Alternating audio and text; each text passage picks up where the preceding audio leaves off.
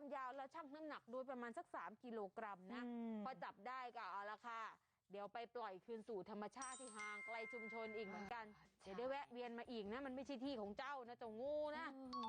งูมันชอบเข้าไปอยู่ในแหล่งน้ำอยู่ในห้องน้ำอะไรอย่างเงี้ยอยู่ที่ชื้นๆเนาะไม่รู้เหมือนกันคุณชนะเขาไปตรงนั้นหรือยังนะเหมือนกันเลยอ่ะก็อาจจะไปแล้วไม่รู้จะได้กลับหรือเปล่าถ้าเกิดกู้ภัยไปจับเขาทันก็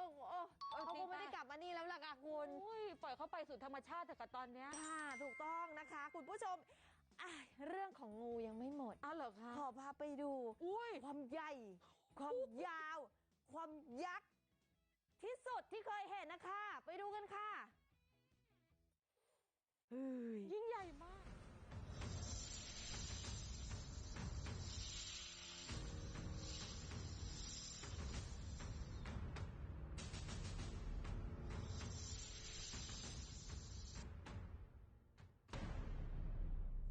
โอ้ยรู้สึกคนลุกจริงคนลุกจริงแล้วมวนท้องมากเลยคุณเคยเห็นงูใหญ่ยักษ์ยาวขนาดนี้ไหมไม่เคยของคุณคะแค่เห็นนะเห็นผ่านจอเห็นผ่านคลิปยังรู้สึกน่ากลัวขนาดนี้อันนี้เรามองผ่านจอนะคุณผู้ชมนะขนยังลุกขึ้นคอเลยอะจริงๆใหญ่มากดูว่ามันมีหมาอยู่โอ้หมาเนี่ยเวลาเจองูนี่หมาชอบออกมาเลยแสดงตัวเลยแต่กลัวมันจะไปฉกเอาเจ้าน้องหมาคุณแล้วคุณรู้ไหมตัวจริงๆมันยาวเท่าไหร่บอกพิกัดมาเลยคุณค่ะคุณคะพิกัดน้ำหนักของมันกับความยาวของมันเนี่ยคาดว่ามันน่าจะมีความยาวประมาณนะค่ะ8 ถึง 10 เมตรโอ้โหนี่มันอนาคอนดาไหมคะจะเรียกอย่างนั้นก็ได้นะ8 ถึง 10 เมตรคุณคะมันคือเหลือมยักษ์อะเหลือมยักษ์จริงแล้วน้ำหนักเท่าไหร่ไม่ต้องพูดหนักกว่าดิฉันกว่าคุณแน่นอนก็คือน่าจะประมาณสัก60 ถึง 70 กิโลกรัมขึ้นชกได้เลยอ่ะแฮฟวี่เวทคุณใหญ่มากหนักมากหูตายเจออย่างนี้แทบเป็นลมแล้วนี่อยู่ไหนล่ะเนี่ยอยู่บ้านลมไหมเนี่ยไม่ใช่ค่ะคุณต้องบอกว่าใจเย็นๆทุกคนค่ะคลิปนี้ถูกโพสต์ลงใน TikTok นะคะแล้วก็เป็นคลิปที่มาจากประเทศเพื่อนบ้านใจเย็นๆบางคนบอกตกใจเจอที่ไหนยังไงคลิปจากประเทศเพื่อนบ้านก็คือเอาคลิปนี้มาให้คุณผู้ชมได้ดูความใหญ่ความยาวความไซส์บิ๊กของงูตัวนี้นะคะก็ดีแล้วล่ะที่บ้านเราไม่มีงูใหญ่ขนาดนี้ไม่งั้นแล้วก็ถ้าเจองูคือแกล้งตายเลยอ่ะก็คงแหวกคุณขาคือขาขยับไม่ได้แล้วมันจะไปยังไงไม่รู้จะวิ่งทางไหนจริงๆค่ะแต่ตอนนี้น้องหมาเป็นไงบ้างคะก็สบายดีอยู่นะคะอย่าสบายดีอยู่นะคะยังไงขอบคุณเจ้าของคลิป TikTok จากประเทศเพื่อนบ้านท่านนี้ด้วยนะคะแบ่งปันกันมาบ้านเรานี่นะดิฉันเชื่อเลยนะว่านะสายวิเคราะห์ต้องมาต้องมาดูอาจจะเป็นลายมันนะลืมคิดเรื่องนี้ไปเลยอะมันไม่ได้นะคุณมัวแต่ตกใจกับความใหญ่ถูกไงถ้ามาแปลกมาใหญ่ขนาดนี้สายวิเคราะห์ต้องมาแล้วก็คิดเอาไปแล้วกันคุณคะทำไมคะจับยามสามตาคุณผู้ชมคะเรื่องของงูมันก็ว่ากันไปตามธรรมชาตินะคะไปดูเรื่องของสิ่งที่เขาแชร์กันในโลกออนไลน์หน่อยนะคะเขาเปิดเผยถึงเรื่องของสัตว์เลี้ยงสัตว์เลี้ยงที่เธอเลี้ยงเอาไว้นี่ค่ะเป็นไก่ค่ะคุณเลี้ยงไก่เหรอคะเลี้ยงไก่ค่ะมันน่ารักมากๆแล้วก็แสนรู้ที่สุดเลยไปดูความน่ารักของมันหน่อยค่ะไปกับป้าไหมเร็วๆกลับบ้านแล้วเร็วมาเร็วมาเร็วมาเร็ว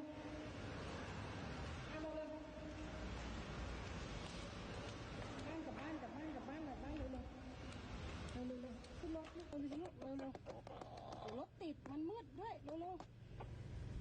ป้าต้องไปเอาใบสั่งเร็วมานี่เร็วขึ้นมาดีๆเร็วอีกโดดมาอีกโดดอีก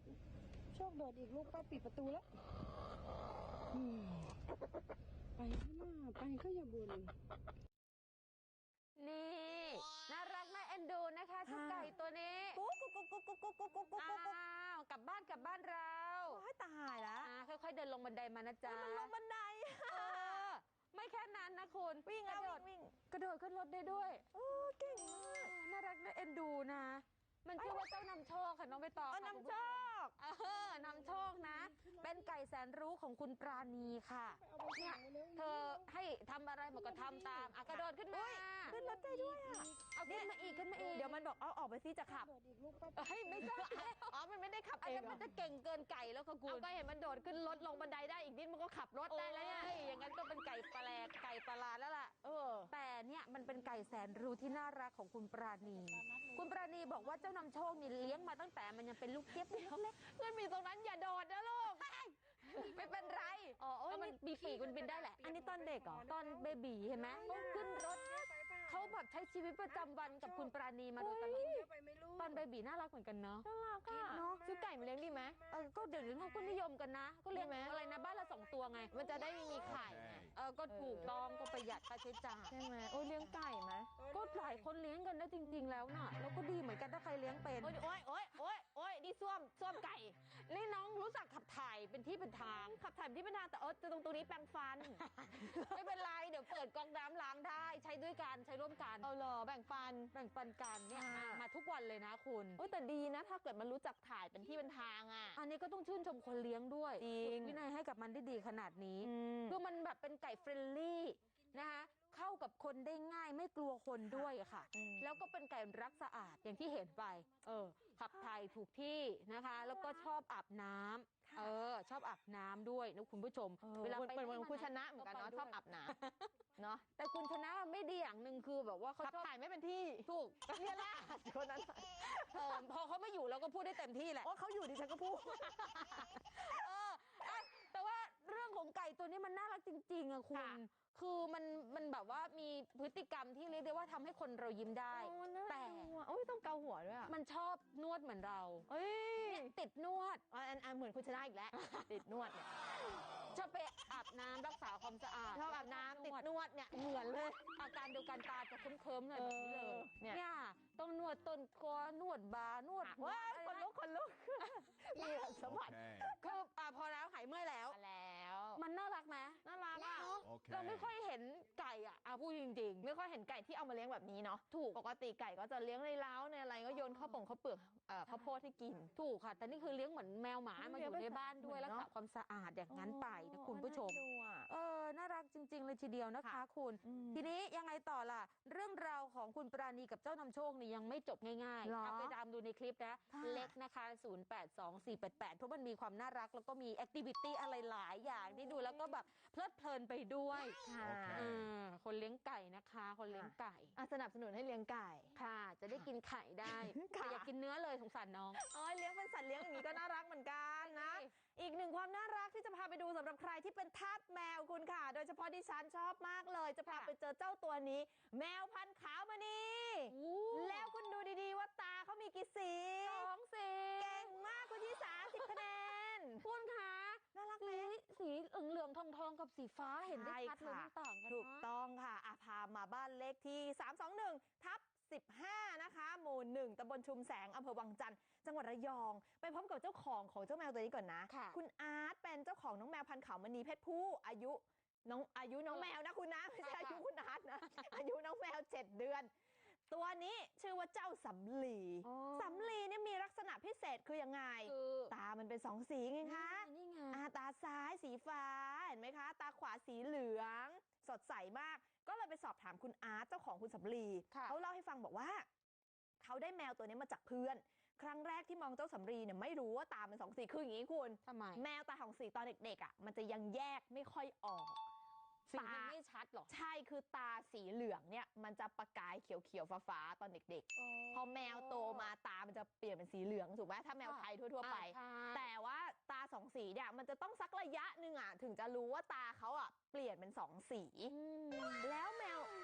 ขาวมณีเนี่ยหรือเจ้าสำลีตัวเนี้ยเป็นแมวพันธุ์ไทยหายากที่เขานิยมเลี้ยงกันมาตั้งแต่สมัยโบราณสมัยรัชกาลที่5และขาวมณีนี้เป็นแมวมงคลเป็นแมวที่ติดอันดับแมวมงคลแมวไทยมงคลที่คนนิยมเลี้ยงกันเยอะมาดูลักษณะเด่นของแมวขาวมณีกันหน่อยนะคะสีขนกับผิวของเขาจะสีขาวล้วน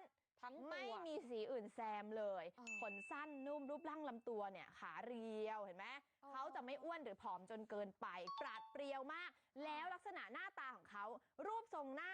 หัวเขาอะ ค่ะ จะเป็นทรงสามเหลี่ยมคล้ายๆกับรูปหัวใจ อันนี้คือลักษณะเด่นของแมวขาวมณีหน้าผากแบนหูใหญ่นะคะ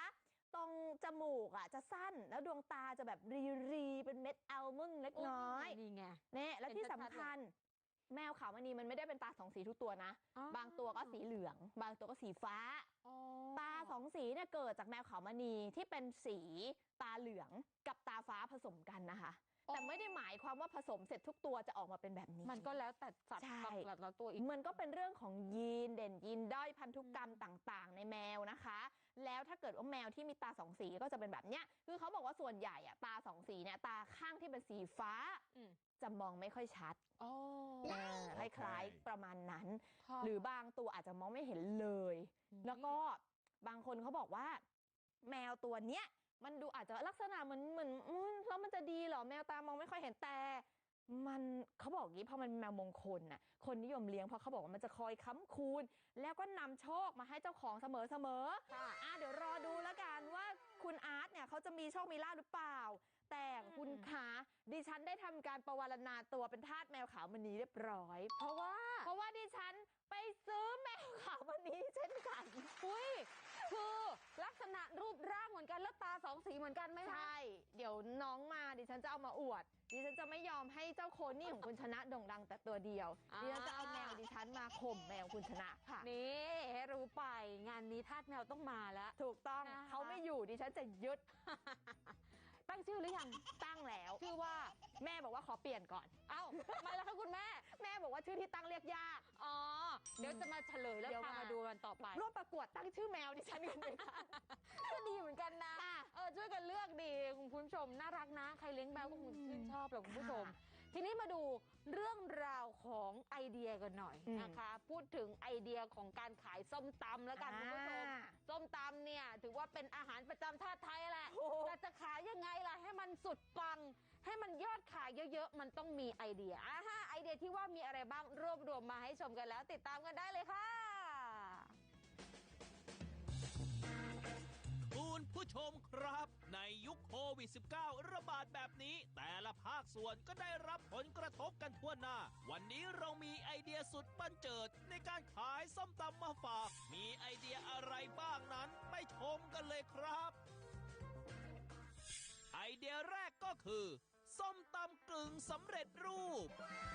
นี่เลยครับ หน้าตาของส้มตำกึ่งสำเร็จรูป จากร้านส้มตำคุณยายซอย 4 ตั้งอยู่ที่ตลาด OM Night Market and Food Court ตำบลหนองบัวสาลาอำเภอเมือง จังหวัดนครราชสีมา ส้มตำร้านนี้เขาจัดให้แล้ว ทั้งผักเครื่องปรุงต่างๆ ครบจบในถุงแม่ลูกค้าสามารถซื้อแล้วนำกลับไปตำเองได้ทำง่ายๆ ไม่ยุ่งยาก แม่ค้าเขากะปริมาณเครื่องปรุงให้เป็นอย่างดี แถมยังมีเมนูหลากหลาย ลูกค้าอยากได้เมนูไหนเลือกเอาได้เลยครับ ไม่ว่าจะเป็นตำไทยตำลาวตำปูปลาร้าตำหมูยอตำป่าตำหอยดองตำทะเลโอ้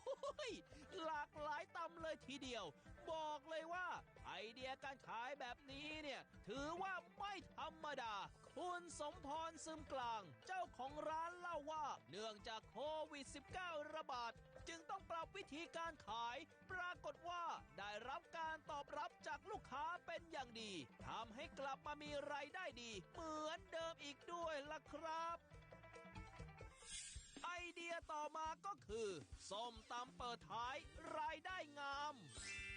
ไอเดียนี้เป็นของแม่บ้านลูกสามที่ช่วยสามีหาเงินสร้างรายได้ หลังประสบวิกฤตโควิด -19 ลูกต้องเรียนออนไลน์ค่าใช้จ่ายพุ่งสูง จึงตัดสินใจควงสากกับครกใส่ท้ายรถเก๋งตะเวนขายส้มตำสุดแซ่บสูตรน้ำปลาร้าจากแม่ยาย สร้างรายได้หลักพันต่อวันแม่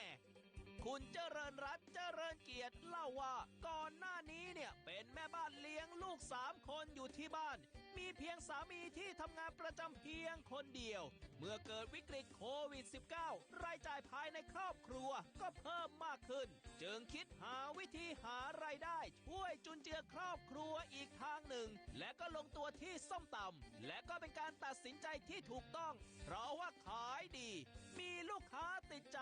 ทำให้แบ่งเบาภาระของสามีได้อีกทางเลยทีเดียวล่ะครับ และไอเดียสุดท้ายก็คือแต่งแฟนซีขายส้มตำ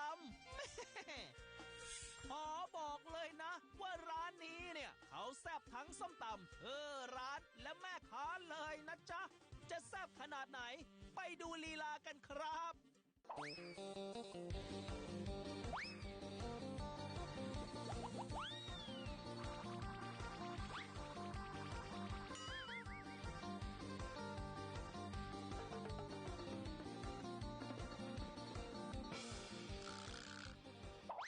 ร้านส้มตำร้านนี้ตั้งอยู่ที่อำเภอพระทองคำจังหวัดนครราชสีมา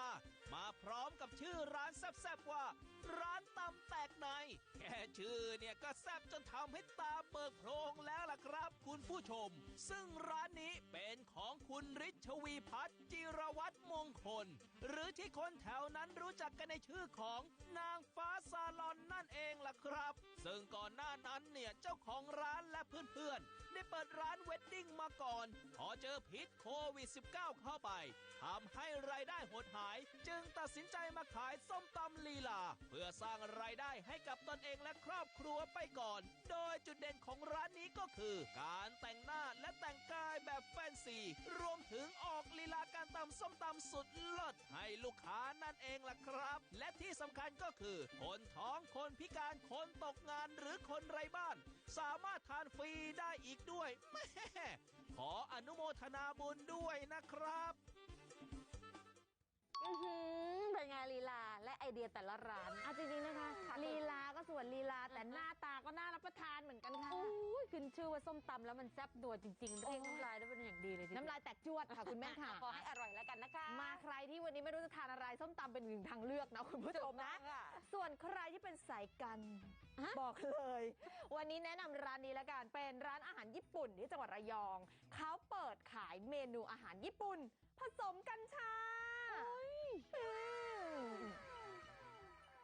นี่คุณ ดูหน้าตาน่ารับประทาน คือปกติเราจะเห็นแต่อาหารไทยเนาะ นั่นสิ ที่เขาเอามาผสมหรือเครื่องดื่มอะไรต่างๆ ที่ตกแต่งไปนะคะ แต่ร้านนี้เป็นร้านอาหารญี่ปุ่น ชื่อว่าไอชินอยู่ที่มาบตาพุธจังหวัดระยองเขาเปิดขายอาหารญี่ปุ่นจากเชฟมืออาชีพเลยนะ สร้างสรรค์แต่ละเมนูมานี่ทั้งซูชิข้าวปั้นหน้าต่างๆ อะไรอย่างเงี้ยคือน่ากินมากไม่แพ้กับร้านใหญ่ๆร้านดังๆเลยอะคุณ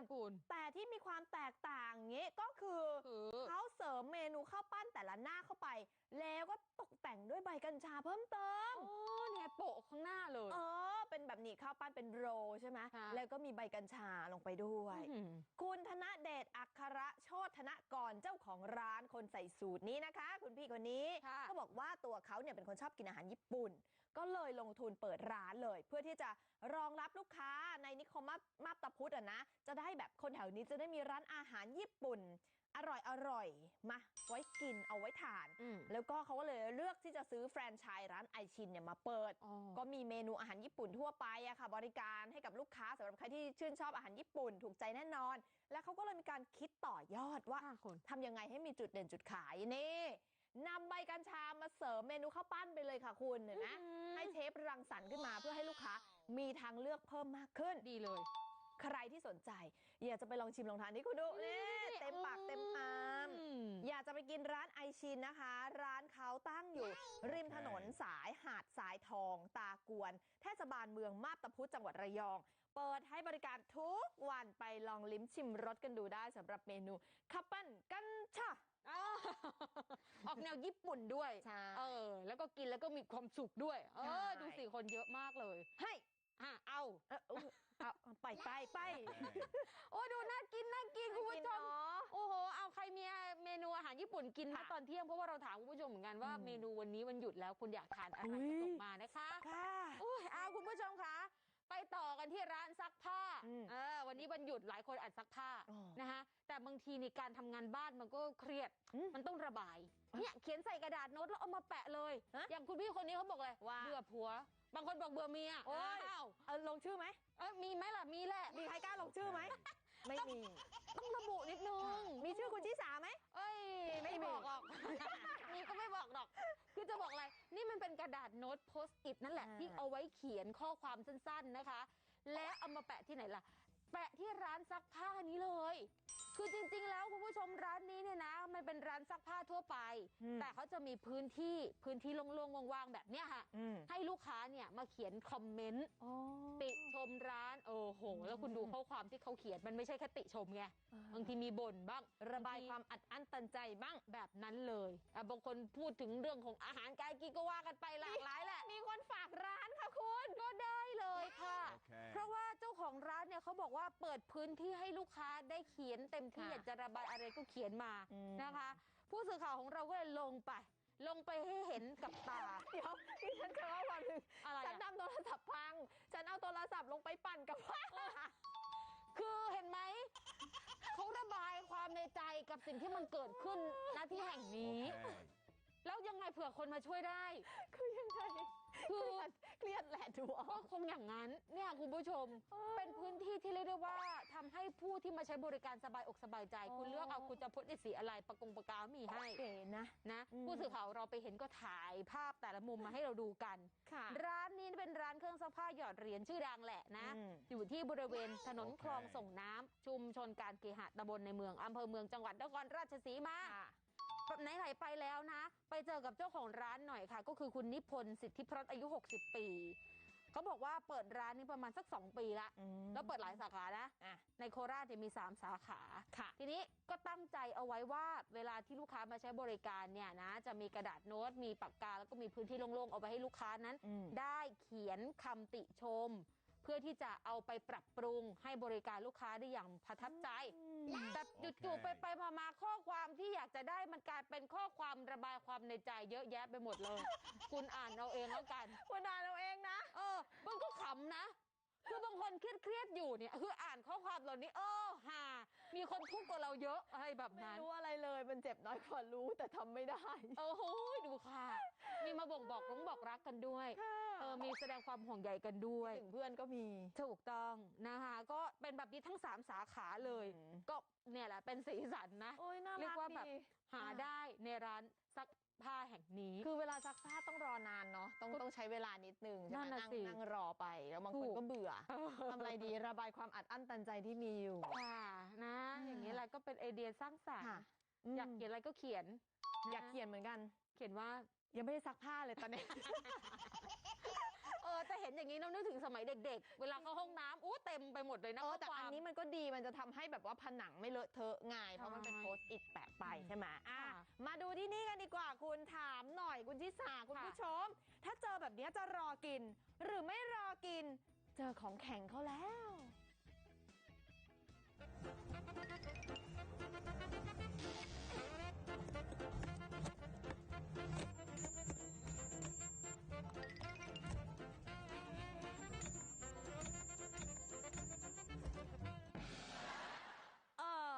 อันนี้ไอศครีมหรือว่าก้อนหินคะหรือปูนปลาสเตอร์ยังไงนั่นน่ะสิคุณมันแข็งเกินไปไหมเนี่ยทานไม่ได้หรอกค่ะน้องใบตองจะต้องนั่งรอให้มันละลายหรือยังไงคะคุณต้องรอถึงชาติไหนคะวันนี้คงไม่ได้กินนะคะถ้ามันจะแข็งกระดาษดีคุณทำไมอยากได้ลูกใหญ่ๆตักมาเป็นป่นๆหมดเลยค่ะคุณมันแข็งมากชาเขียวแข็งไปอันนี้ก็เปลี่ยนเป็นวานิลาพอกันเลยค่ะพอแล้วไม่กินแล้วถ้าจะแข็งขนาดนี้เอาเหอะเอาไปวางเป็นก้อนหินเลยเกิดมาเป็นไอติมนะมันแข็งได้ขนาดนี้โทษไอติมก็ไม่ได้โทษอะไรดีอะคุณเอามาแซวเอามาหยอกกันเล่นยังไงขอบคุณภาพ TikTok จากคุณเบนสไตล์นะคะขอบคุณที่ทำให้รู้ว่าไอศครีมนั้นแข็งกว่าหินขอบคุณค่ะเราก็เพิ่งเคยเห็นเหมือนกันงั้นไปดูอีก1 เมนูหน่อยละกันเป็นเรื่องของผักผลไม้ก็เอาให้สัตว์กินใช่ไหมอย่างเช่นลิงลิงก็ชอบเหมือนกันนะแต่มันจะมีผักอย่างหนึ่งที่ลิงบอกแบบนี้ไม่เอามันคือผักอะไรไปดูค่ะ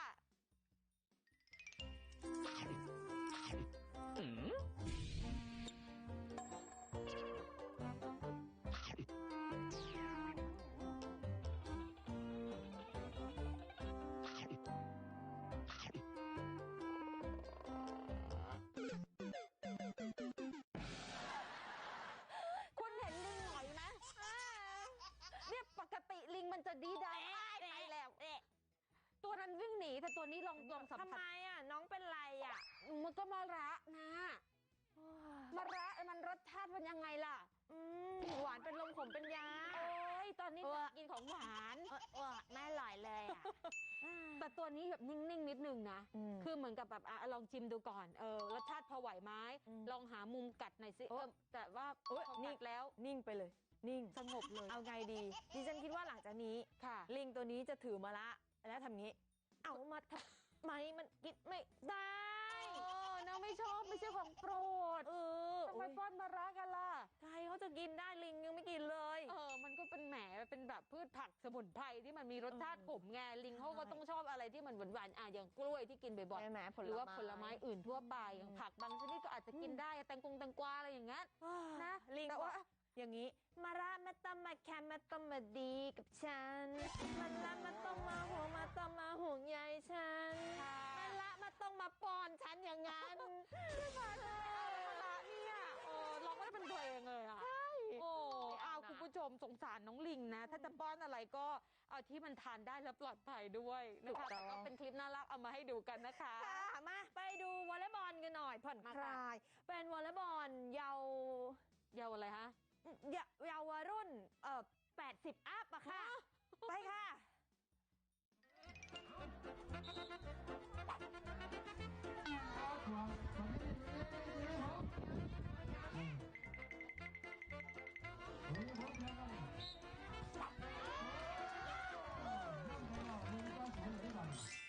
เอาละค่ะนักกีฬาคนแรกเสิร์ฟไปแล้วไม่ข้ามนะคะ ติดเน็ตนะคะ นักกีฬาคนต่อไปเสิร์ฟต่อเป็นยังไงข้ามไปแล้วถูกหลอกอย่างไรสมมติเขาไปค่าได้ของในอินเทอร์เน็ตต้องเขาไปหาว่าโอ้อันนี้เครื่องปั่นน้ำผลไม้เนี่ยเขาค่าได้มันซื้อตังเน็ตมา500 บาทเราสมมติได้เขาไปถามราคาเขาพิมพ์เขาไปถามว่า